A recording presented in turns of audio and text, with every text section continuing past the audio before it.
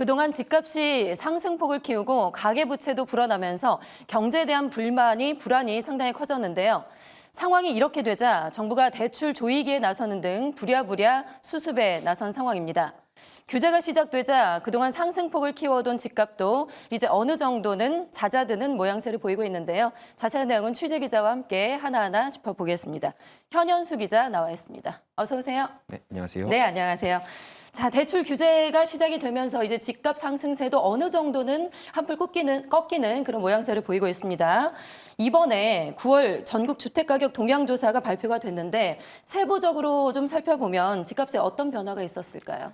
네, 한국부동산원의 조사에 따르면 9월 전국주택 매매가격 지수는 전달인 8월보다 0.17% 오른 것으로 나왔는데요.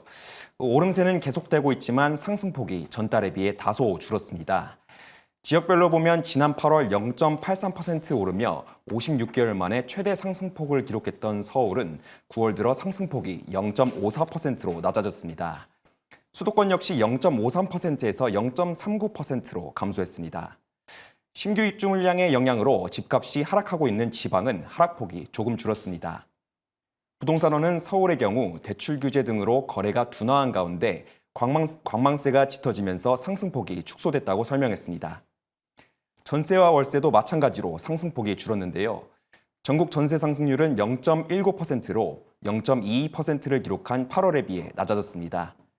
수도권과 서울은 상승폭이 축소됐고 지방은 하락폭을 유지했습니다. 전국 월세 상승률은 8월보다 다소 낮아진 0.11%를 기록했습니다. 네, 그러니까 매매와 전세, 월세 모두 다 지금 상승폭이 꺾였군요. 이 규제 영향으로 부동산 가격뿐만이 아니라 거래량도 많이 줄어들었다고 들었어요. 거래량이 지난 7월까지 보니까 연내 그 최고치를 기록을 했었는데 8월에는 좀 어땠을까요? 네, 집값뿐만 아니라 거래량도 주춤하고 있습니다. 부동산 플래닛에 따르면 지난 8월 전국에서 이뤄진 부동산 거래는 총 93,317건으로 7월과 비교해 10.6% 줄었는데요. 7월 거래량이 10만 건을 넘어서며 연내 최고치를 찍었던 전국 부동산 매매 시장이 8월 들어서는 기세가 꺾였습니다. 특히 거래량은 올해 중 세 번째로 적은 수치였습니다.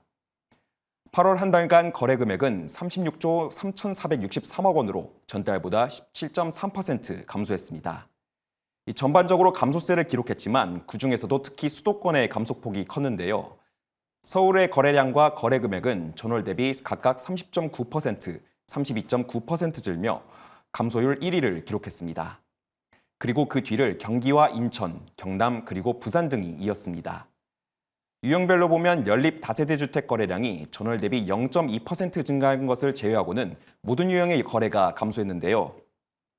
아파트의 경우 전국 거래량과 거래 금액은 전월 대비 각각 11.5%, 20.2% 줄었습니다. 네, 현 기자가 말씀해 주신 지표들로 봤을 때 결과적으로는 지금 대출 규제 영향이 어느 정도는 있었던 것으로 해석이 되고 있습니다.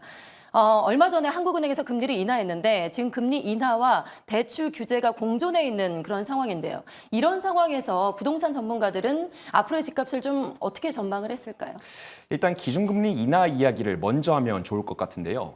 한국은행은 지난 11일 4년 5개월 만에 기준금리 인하를 단행했습니다. 한은의 이번 결정은 내수 부진을 해결하기 위한 조치로 풀이되고 있는데요. 하지만 금리 인하 기조가 자리 잡으면 집값 상승에 대해 기대가 커질 수밖에 없기 때문에 이에 대한 우려도 분명히 존재했습니다. 그럼에도 이번 금리 인하가 부동산 거래 시장에 미칠 영향은 당분간 크지 않을 것이라는 게 전문가들의 의견입니다.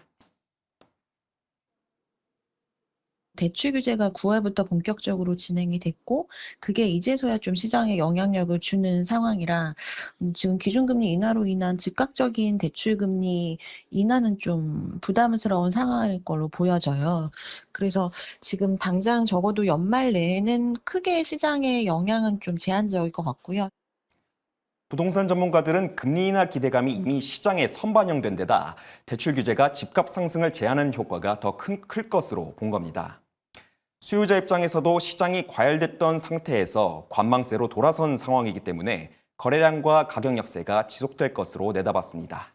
네, 결국은 금리 인하보다 대출 규제 영향력이 더 셌다라고 볼 수가 있겠네요. 자, 그렇다면 지금의 상황에서 한국은행은 이 상황을 어떻게 보고 있을까 궁금해지는데 지난번에 한국은행이 금리를 동결했을 때 상승하고 있는 집값을 의식했다라고 분명히 이야기를 했거든요.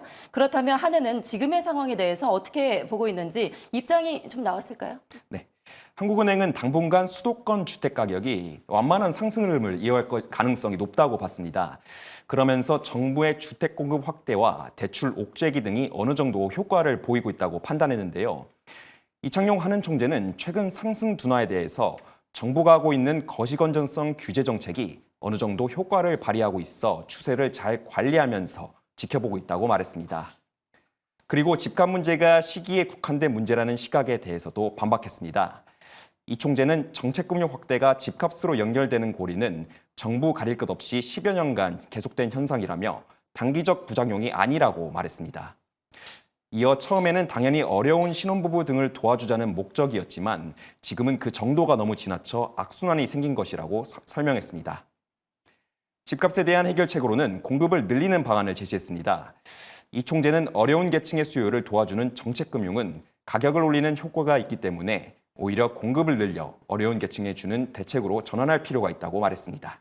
네, 이번에 국정감사에서 이창용 한국은행 총재도 이야기를 했지만 금리 인하가 만병통치약은 아니잖아요. 보다 좀 효과적인 부동산 정책이 나오기를 기대해 보겠습니다. 지금까지 현현수 기자와 함께했습니다. 고맙습니다. 네.